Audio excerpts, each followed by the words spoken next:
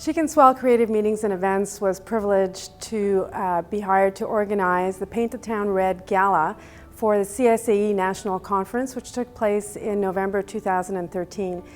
CSAE is the Canadian Society of Association Executives, and the audience was comprised of suppliers and meeting planners and executives in the association market. So the Paint the Town Red concept was born because our main goal was to break down the myths that Ottawa is a boring town. So we assembled 14 of our industry peers to put on a Broadway number as the grand finale to the gala. So in Dancing with the Stars style, we filmed segments of the rehearsal to show the audience the progress of the dance number.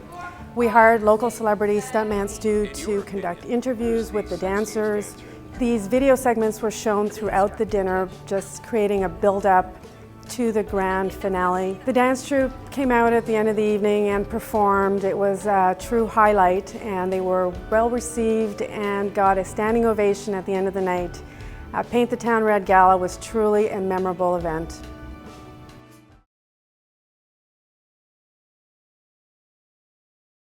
Last October, we partnered, the Diefenbunker, Canada's Cold War Museum, partnered with the Haunted Walks of Ottawa to present Incident at the Bunker, a zombie adventure.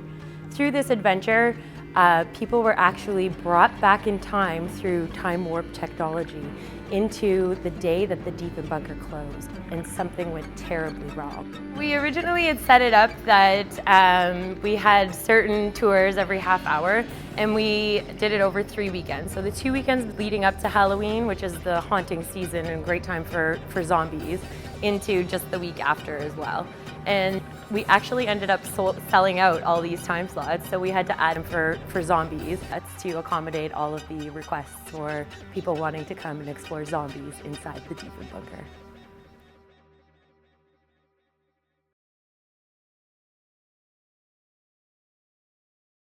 In 2012, Music and Beyond really had a wonderful year. It was, from a programming perspective, exactly what I want to see with Music and Beyond. We were able to draw in so many different elements. We were able to draw in visual art. We had a wonderful dance evening with solo dancers from the National Ballet.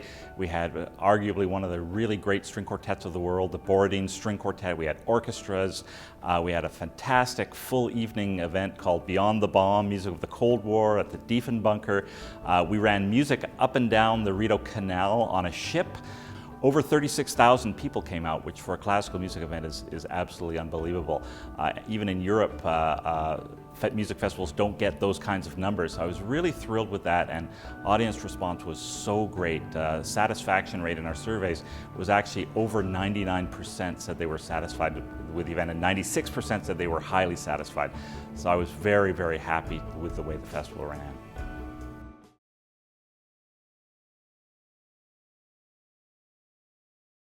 The 2012 Juno Award host committee was thrilled to welcome the Canadian Academy of Recording Arts and Sciences and the Juno Awards here in Canada's Capital Region.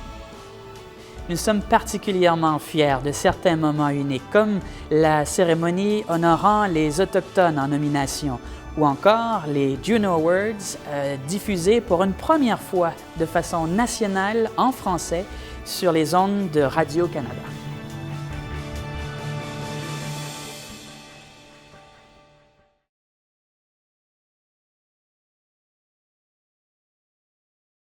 Organized by the National Gallery of Canada and presented in the summer of 2012, Van Gogh Up Close was the first major exhibition held in over 25 years presenting this major Dutch artist. We brought together over 50 paintings from around the world, public and museum collections.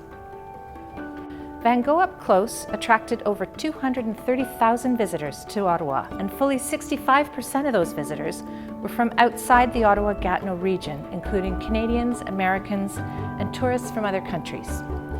235 media stories covered the event in print, online, on radio, and on television, ensuring this was a must-see, once-in-a-lifetime opportunity for Canadians.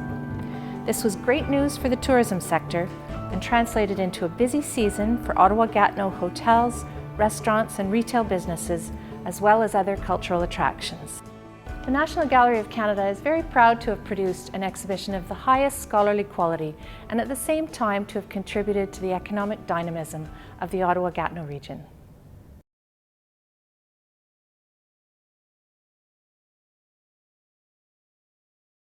In 2012 was a great year for the Ottawa Folk Festival. We managed to create a free side to the event in 2012, so people had the option to come with their families. It was a very family-friendly event. We managed to double the attendance in 2012 from 2011. It was year 2 at Hogsback Park. Overall, an extremely successful year with over 35,000 in attendance in 2012. Looking forward to a great 2013.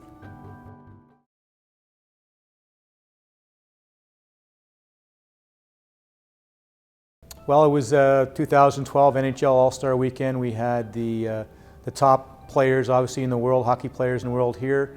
It was a great event. We got the opportunity to use a lot of the great infrastructure here in Ottawa, including the casino over in Gatineau. We had an opportunity to start off there. We were able to use the Ottawa Convention Centre, which was brand new, it was in its first year, and had the fanfare here with over 30,000 people. Had the opportunity to skate on the canal with a parade of trophies. Got to use the new Ernst & Young Centre, and of course had the 2 main events at Scotiabank Place. All in all, about 70,000 people took part in our 3 main events, and it was just a fantastic weekend.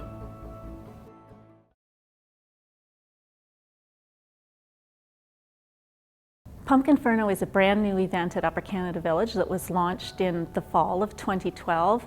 We were looking for an event that would stand out among other Halloween events in the region that were all remarkable events, but we wanted something unique that would be family-oriented that everyone could enjoy.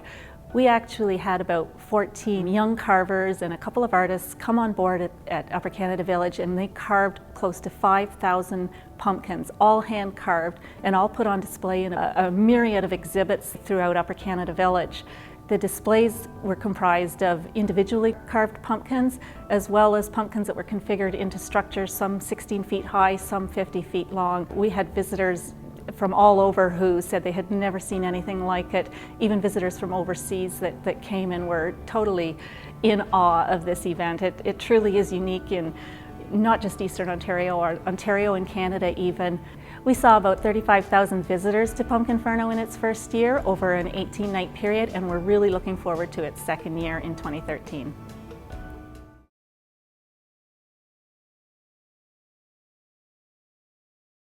The festival is going to be in its 33rd year now for 2013 and continues to grow every year.